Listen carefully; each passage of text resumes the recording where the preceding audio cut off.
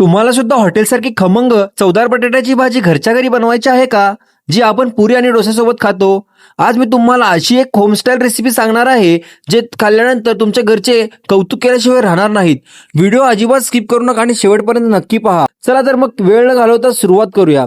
सगळ्यात आधी एका मिक्सरच्या जारमध्ये हिरव्या मिरच्या, थोडं आलं, कोथिंबीर, जिरं आणि कढीपत्ता घालून हे सगळं मिक्सरला छान जाडसर वाटून घ्यायचं आहे. आता एका कढईमध्ये तेल गरम करून त्यात जिरं मोहरी टाकायची. त्यानंतर लगेच बारीक चिरलेला कांदा आणि कढीपत्ता घालून छान परतवून घ्यायचं. आता थोडं हिंग टाकायचं आणि आपण जे मिक्सरमध्ये वाटून घेतलेलं वाटण होतं ना, तो आपला खास होमस्टाईल मसाला होता. तो आपण या तेलामध्ये सोडायचा आहे. हाच तो सिक्रेट मसाला आहे, ज्यामुळे भाजीला एकदम भारी चव येते.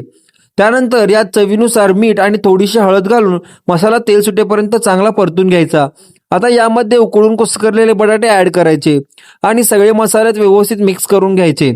भाजी छान परतून झाल्यावर यात सगळ्यात महत्त्वाचं म्हणजे थोडासा लिंबाचा रस आणि वरून ताजी कोथिंबीर भुरभुरायची. आता ही भाजी झाकून फक्त 5 मिनिटे वाफेवर शिजवून घ्यायची. आणि हे घ्या, आपली गरमागरम चवदार होमस्टाईल बटाट्याची भाजी तयार आहे, जी तुम्ही पुरी किंवा डोस्यासोबत एन्जॉय करू शकता. रेसिपी आवडली असेल तर लाईक करा आणि अशा झणझणीत रेसिपीसाठी फॉलो करायला अजिबात विसरू नका.